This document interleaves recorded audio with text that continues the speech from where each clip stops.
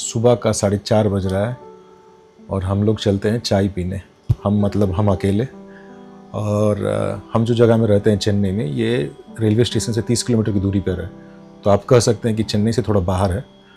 फिर भी एक बहुत महत्वपूर्ण जगह है ये चेन्नई में, क्योंकि सारे आईटी कंपनीज चेन्नई में जो भी हैं, कॉग्निजेंट, टाटा, बड़ा बड़ा कंपनी जो भी है, इस रोड में ही पाए जाते हैं। इसको कहते हैं ओल्ड महाबलीपुरम रोड।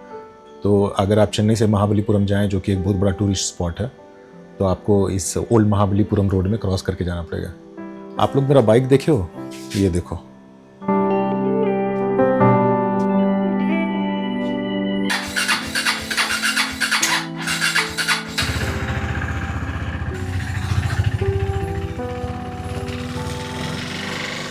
चेन्नई का जो समोसा, उसमें आलू नहीं होता है, प्याज होता है।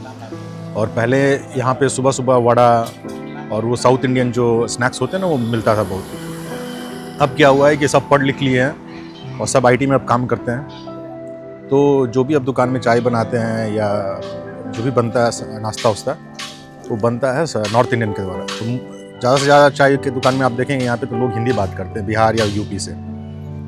तो अब वड़ा कोई नहीं बनाता, अब समोसा ही बनता है, वो भी साउथ इंडियन स्टाइल में।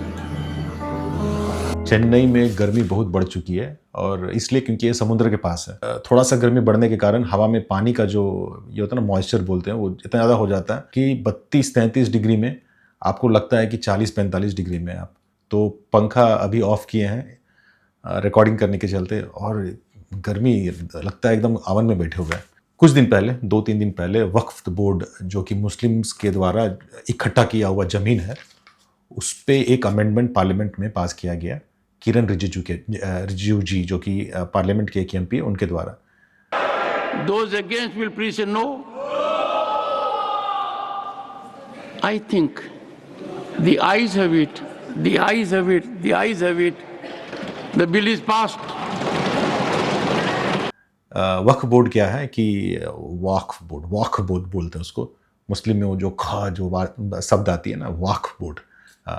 तो वक्फ बोर्ड में क्या होता है कि मुसलमान लोग कुछ ज़मीन इकट्ठा करके अपने लिए रखते हैं, मस्जिद बनाने के लिए, मदरसा बनाने के लिए, या क्रिमिनेशन ग्राउंड करने के लिए कुछ ज़मीन अपने लिए इकट्ठा करके रखते हैं, और उसको मैनेज करने के लिए एक वक्फ बोर्ड का आवश्यकता पड़ता है। तो वहाँ पे कुछ मुसलमान लीडर्स वो सब कार्य को देखते हैं। हर देश में जाइए, वक्फ बोर्ड एक चीज़ होता है जिसको गवर्नमेंट और मुस्लिम के द्वारा मैनेज किया जाता है। और ये ज़मीन काफ़ी लोग के द्वारा, बिजनेसमैन, राजाओं के द्वारा, निज़ाम या जो मुग़ल राजा थे उनके द्वारा डोनेट किया गया एक लैंड है। और बहुत सारा लैंड उनके पास पड़ा हुआ है। कहा जाता है कि 1 लाख एकड़ के ऊपर ज़मीन है शायद उनके पास। 1 लाख या 3 लाख एकड़ के करीब उनके पास वो ज़मीन है। और इस ज़मीन को वो किसी कारणों के चलते यूज़ कर सकते हैं। और काफ़ी सारा ज़मीन आप देखेंगे तो बाहर पड़ा हुआ है, कुछ ज़मीन शहर के अंदर अच्छा प्राइम लैंड में। और ये कहना गलत नहीं होगा कि कुछ ज़मीन ऐसे ही पड़ा हुआ है, मतलब कोई काम भी ना। इसलिए गवर्नमेंट एक लॉ पास की, वक्फ बोर्ड अमेंडमेंट लॉ, जिसके आधार पे जो बोर्ड मेंबर्स हैं उसमें नॉन मुस्लिम्स भी रह सकते हैं, उसमें औरत भी रहेगी, और गवर्नमेंट वो लैंड को ऑडिट करेगी। इसलिए कहा गया क्योंकि काफ़ी सारा लैंड ऐसे ही पड़ा हुआ है और काफ़ी सारा प्रॉब्लम्स भी है उन अंदर, जो कि सही मैनेज नहीं किया गया है। इस लॉ को पार्लियामेंट में पास किया गया, और जैसे ही पास किया गया उसी दिन शाम को आरएसएस के जो इंग्लिश न्यूज़पेपर है और द ऑर्गेनाइजर, उसमें आया कि मुसलमानों के पास तो सिर्फ 3 लाख एकड़ ज़मीन है, पर क्या आपको पता है क्रिश्चियन कैथलिक्स के पास कितना चर्च है? क्रिश्चियन कैथलिक्स एक्चुअली आप इंडिया में देखें तो they are the biggest owners of land. तो आरएसएस का अब शिफ्ट कहाँ गया? पहले वो मुसलमानों का ज़मीन के पीछे थे, अब वो क्रिश्चियंस के पास जो ज़मीन है, कैथलिक्स या सीएसआई को लीजिए या सीएनआई को ले लीजिए, इन लोगों के पास जो ज़मीन है, इनके बारे में भी ये बात करना स्टार्ट कर चुके हैं।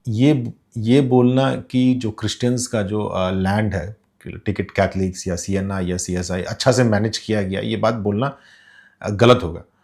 2 दिन पहले भी एक खबर में आई थी कि देहरादून का सीएनआई चर्च में कुछ लड़ाई चल रही है। वहाँ के बिशप, मैं नाम नहीं बताऊंगा क्योंकि मुझे ठीक से याद नहीं है, वो कुछ ज़मीन को, सीएनआई के कुछ ज़मीन को बेचने के लिए प्लान किए, और चर्च के सब विश्वासी लोग ना चर्च के सामने आके लड़ाई करना स्टार्ट किए। तमिलनाडु में भी काफ़ी सारी खबर मिलती है, सीएसआई चर्च का ज़मीन को किसी को बेच दिया गया, करप्शन, मिसमैनेजमेंट, ये क्रिश्चियन चर्च में भी होती है।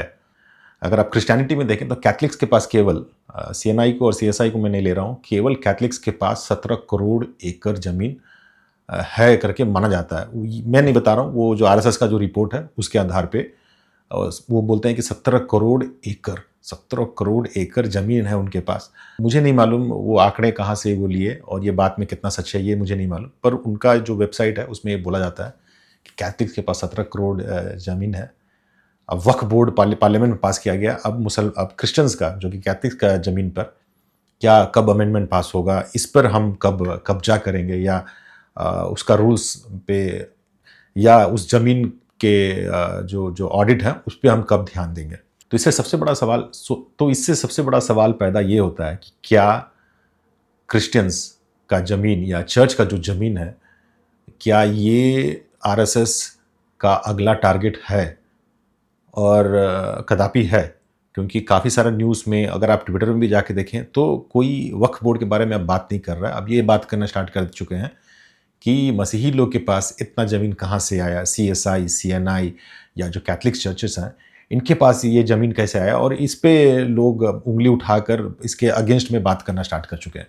पर लोगों को ये नहीं मालूम है कि कैथलिक चर्च के द्वारा 1300 से ज़्यादा होम्स, ओल्ड एज होम्स और जो हैंडीकैप बच्चों लोग के लिए जो होम्स होते हैं वो सब चलाया जाता है। 750 हॉस्पिटल कैथलिक्स लोग के द्वारा स्टार्ट किया। एजुकेशन रेवोल्यूशन ही इंडिया में लाया गया कैथलिक्स के द्वारा।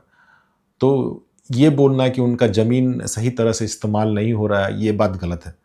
और अगर आप कैथलिक्स का वेबसाइट में जाएंगे तो उनका वेबसाइट के आधार पे एक साल में 50 लाख बच्चे प्राइमरी स्कूल से बाहर आते हैं और 50 लाख बच्चे सेकेंडरी स्कूल से। तो 100 लाख बच्चे, मतलब 1 करोड़ हर साल बच्चे कैथलिक स्कूल्स के द्वारा उन लोग एजुकेशन होता है। और ऑटोमेटिकली एजुकेटिंग 100 लाख, 1 करोड़ बच्चे को अगर आप हर साल एजुकेट कर रहे हो तो you are contributing directly into country.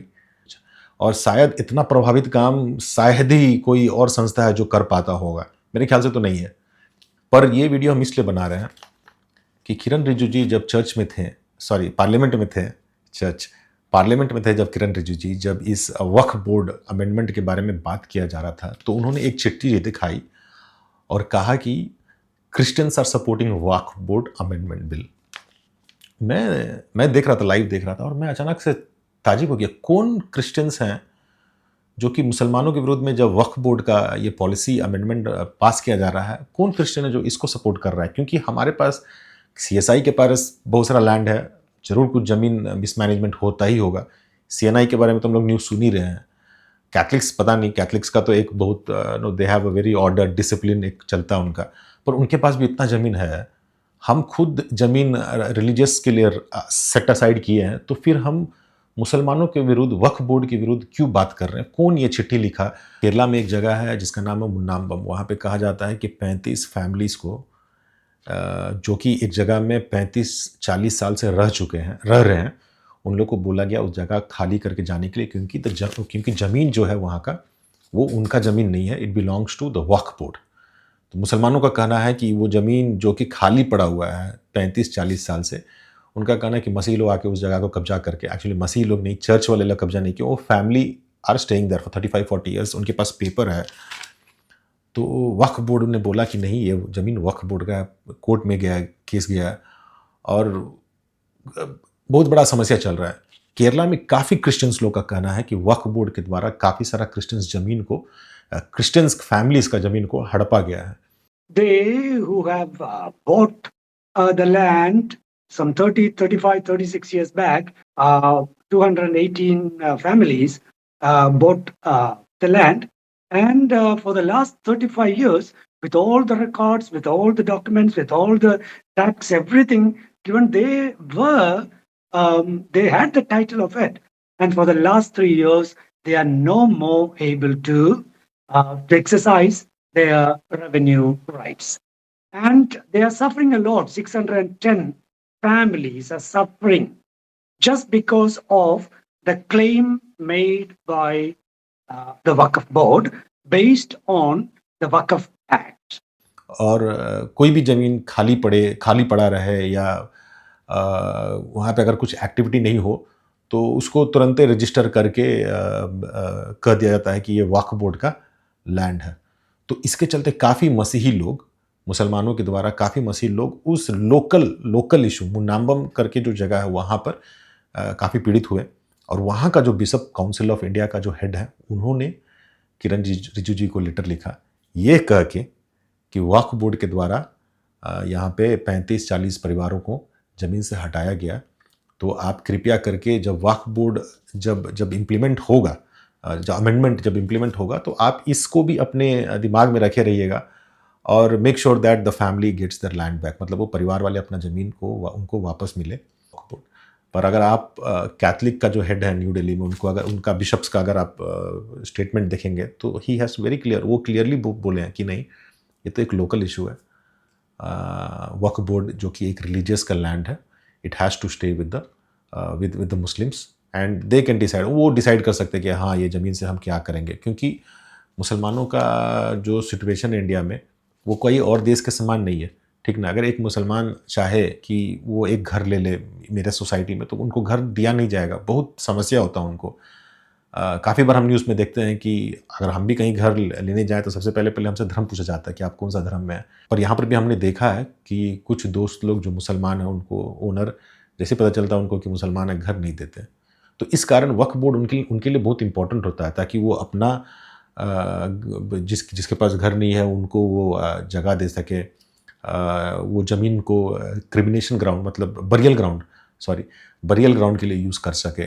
और इंडिया जैसे देश में जहाँ पे मुसलमानों को एकदम साइडलाइन किया जाता है सब जगह, उन लोगों को ये अपना ज़मीन रख के थोड़ा प्रिविलेज मिले या अपना ज़मीन लेकर वो अपने आप को संभाल सके। नीति वचन उसका 31, उसका 8वां और 9वां वचन, गूंगों के लिए अपना मुंह खोले और सब अनाथों के न्याय उचित रीति से किया करें।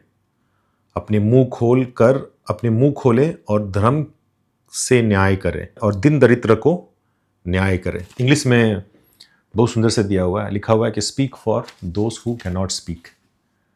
तो बाइबल हमें बताती है कि पीपल हु आर अप्रेस्ड, जो भी अप्रेस्ड होते हैं, जिनको समाज में बोलने का मौका नहीं मिलता है, दबाया जाता है, उनके लिए बोलना और सपोर्ट करना हमारे लिए बहुत ज़रूरत है।